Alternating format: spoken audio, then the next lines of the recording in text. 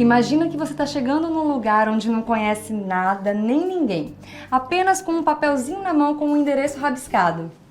É melhor que essas informações sejam suficientes para você chegar lá, certo? Com o censo é a mesma coisa. Você tem que anotar cada endereço de forma que a gente consiga depois, mesmo sem conhecer o lugar, juntar esses pedacinhos todos. Então, aqui a gente vai ver o que é um endereço e quais são os seus componentes, quais são suas partes que fazem com que a gente consiga chegar até aquela porta e tocar aquela campainha ou bater palma, o que você achar melhor. Para o IBGE, um endereço completo deve ter esses elementos: localidade, logradouro, CEP, número e modificador, complemento, ponto de referência, existência de identificação e coordenadas geográficas. A localidade é o nome do local onde você tem que chegar. Na área rural, indica uma região, povoado, assentamento ou comunidade, enquanto nas cidades, geralmente é um bairro. É bom evitar nomes muito genéricos como zona rural ou nome do município. Cabem muitas localidades dentro de um município, mesmo se ele for pequeno. Basta o nome, não especifique se é bairro, povoado ou o que for. Nos municípios onde a localidade não tiver um nome oficial, registre o nome usado pelos habitantes. É importante que o IBGE tenha essa informação. No caso de comunidades tradicionais, indique não só o nome, mas também a tradicionalidade com a qual a comunidade se denomina. Comunidade quilombola Calunga, aldeia indígena Laje Velho, acampamento cigano Isael e por aí vai.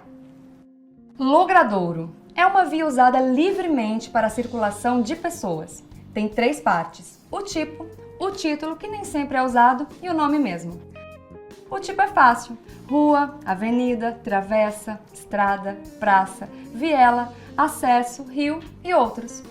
O título é usado com personalidades históricas, geralmente com a profissão ou título da nobreza de quem dá nome ao logradouro: doutor, coronel, professor, presidente, santa e o que mais for. E por último, o nome, que é específico de cada logradouro. Então, na Avenida Presidente Getúlio Vargas, Avenida é o tipo, Presidente é o título e Getúlio Vargas é o nome. Existe logradouro sem nome oficial. Nesse caso, use o nome dado pelos habitantes, um ponto de referência claro, ou se nada disso for possível, escreva sem denominação. Se for um lugar com muitos logradouros sem nome, você deve numerar cada um deles para essa situação ficar clara para o IBGE. Agora o CEP. Todo mundo que já mandou ou recebeu alguma coisa pelo correio conhece aquele número de 8 dígitos. Há muitos municípios com apenas um CEP e nas cidades grandes a maioria das ruas tem o seu. Já o número indica a posição da edificação no logradouro. Às vezes o número pode ser acompanhado de um modificador que diferencia edificações com o mesmo valor numérico. Exemplo: casa 7A, 7B e assim por diante. Existem outras situações em que o modificador pode aparecer de forma diferente. Quando não existe numeração oficial, mas for encontrada identificação de órgão público, o modificador será registrado como 157 FUNASA, por exemplo, ou outro órgão. Vale também para uma rodovia. Exemplo, quilômetro 135, sendo 135 o número e km o modificador.